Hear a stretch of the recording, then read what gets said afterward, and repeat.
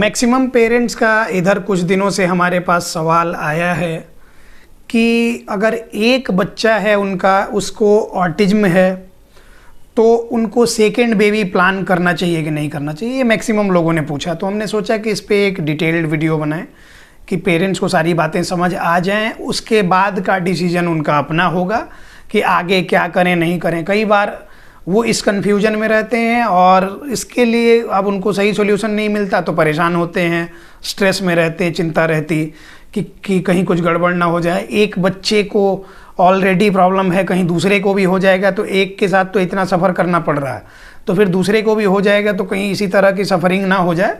तो ये सब सवालों का जवाब जानने के लिए आपको ये वीडियो शुरू से अंत तक देखना होगा। इसमें क्लियरली सारी चीज़ें, आपकी जो भी डाउट है वो क्लियर कर दी जाएगी और आगे आप सही डिसीजन ले पाएंगे। तो चलिए इसको शुरू करें। सबसे पहली बात ये करते हैं कि वैसे पेरेंट्स जो कि न्यूक्लियर फैमिली, उनकी न्यूक्लियर फैमिली है, वो अपने घर से दूर, अपनी जॉइंट फैमिली से दूर कहीं दूसरे शहर में रहते हैं।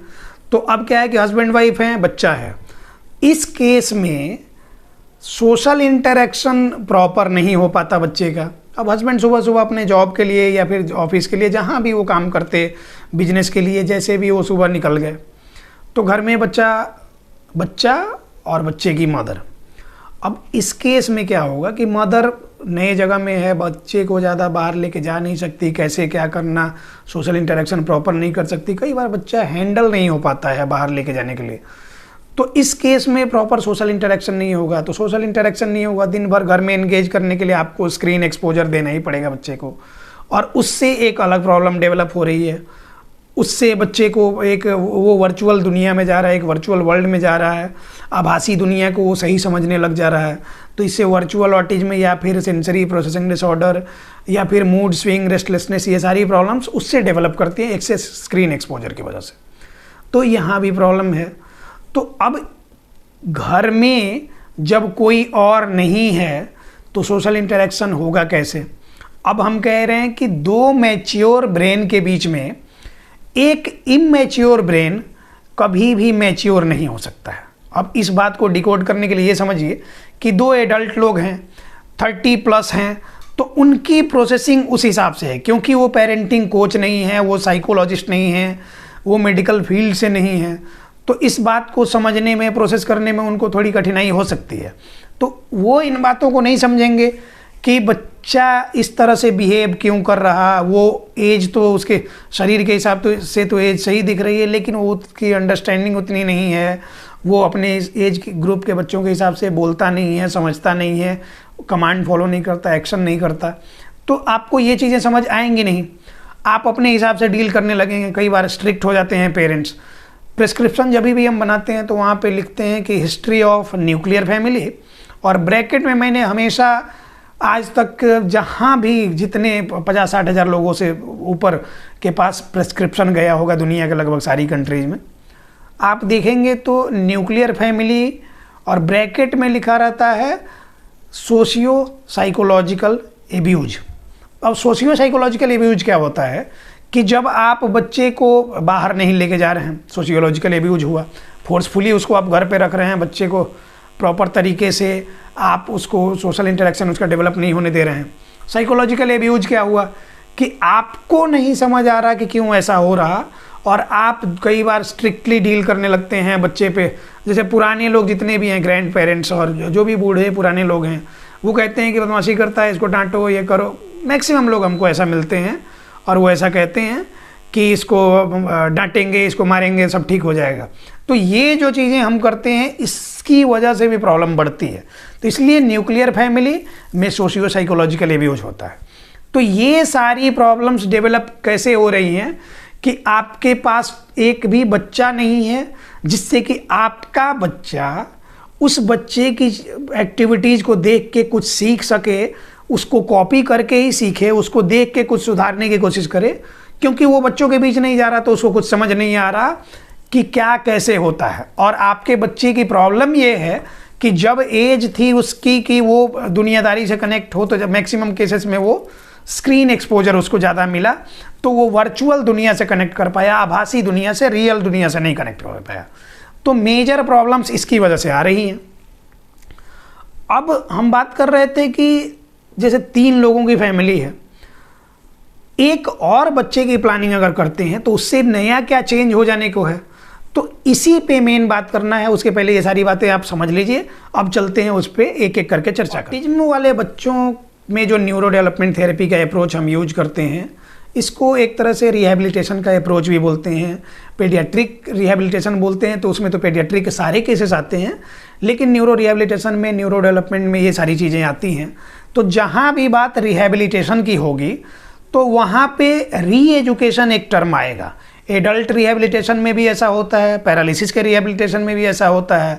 कोई भी न्यूरोजेनिक प्रॉब्लम है, न्यूरोलॉजिकल डिजीज डिसऑर्डर है, उसमें रिहैबिलिटेशन का अगर अप्रोच यूज करते हैं तो री एजुकेशन एक टर्म यूज किया जाता है। री एजुकेशन क्या होता है कि ब्रेन अपना पुराना पैटर्न भूल गया है, किसी वजह से मिस हो गया है, वापस फिर से वो सारी चीज़ें री एजुकेट करना, फिर से सिखाना, वो री एजुकेशन का पैटर्न होता है।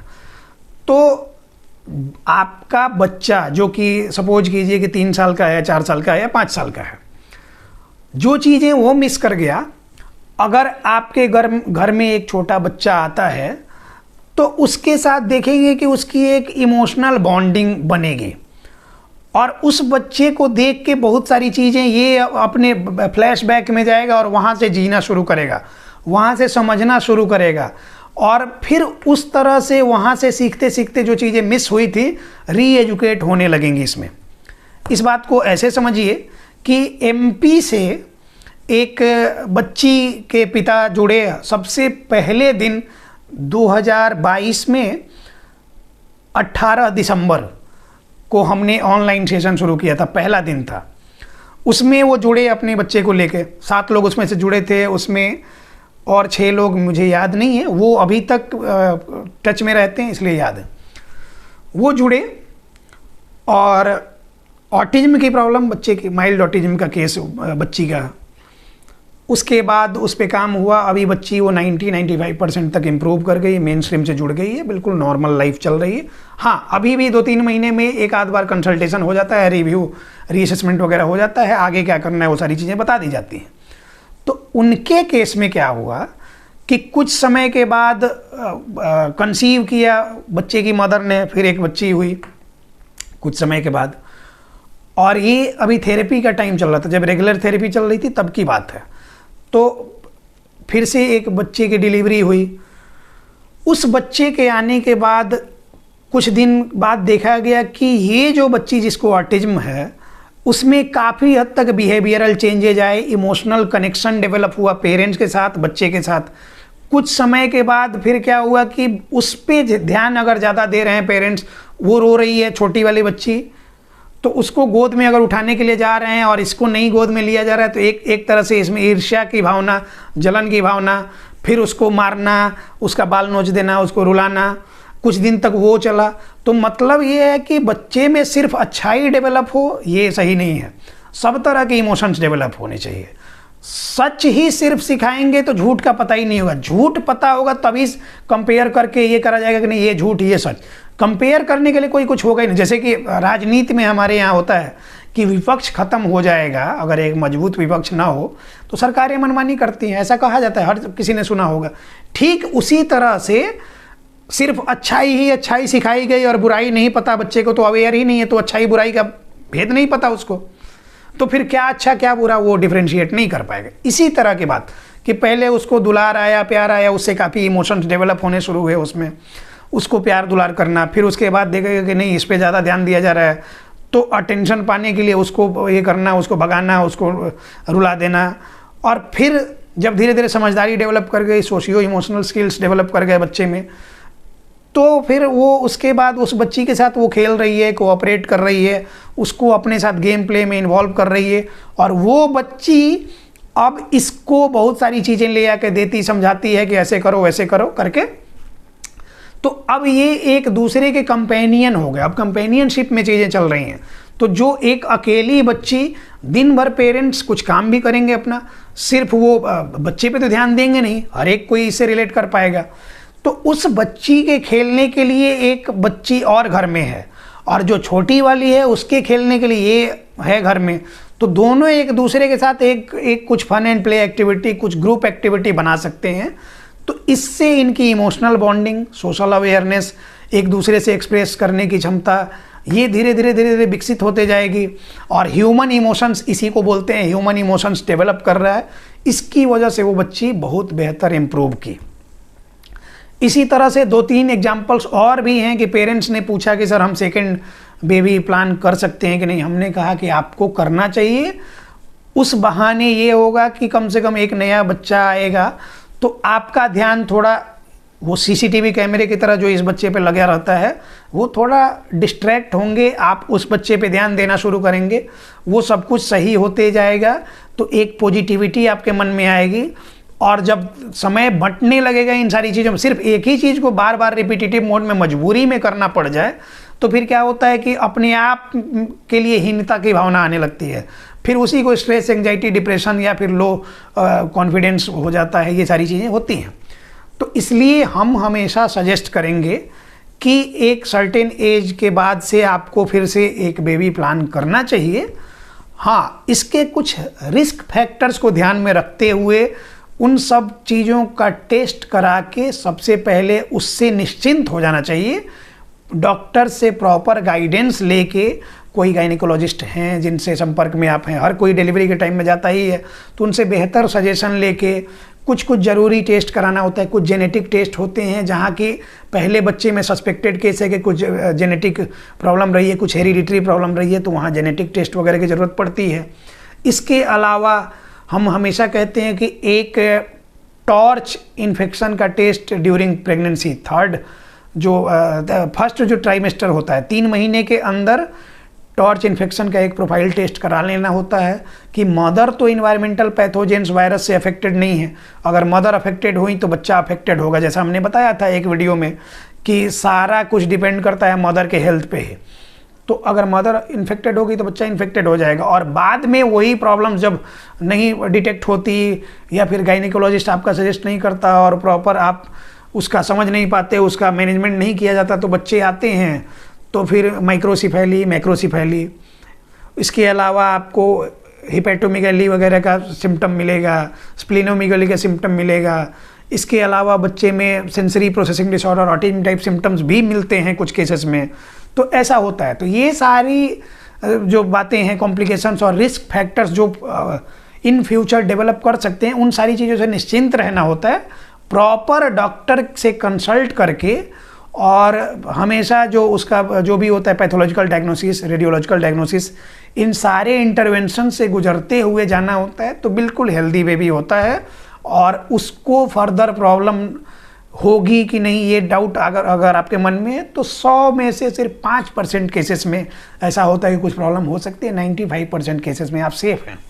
सेफ इसलिए हैं कि दूध का जला मट्ठा फूक फूक कर भी पीता है, कहा जाता है ना, या फिर छाछ फूक फूक कर पीता है, दोनों बात हो गई कि दूध का जला छाछ भी फूक फूक कर पीता है। मतलब कि एक प्रॉब्लम आप पहले से देख चुके, क्या क्या गलतियां आपने की, आप अलर्ट हो गए, अवेयर हो गए, तो अब आगे चल के वो गलतियां आप नहीं दोहराएंगे, ये आपको भी पता है।